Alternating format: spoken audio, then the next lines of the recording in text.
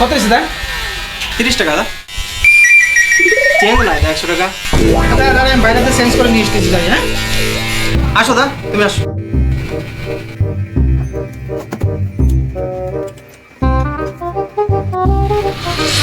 দাড়ি কেটে দেবো দা।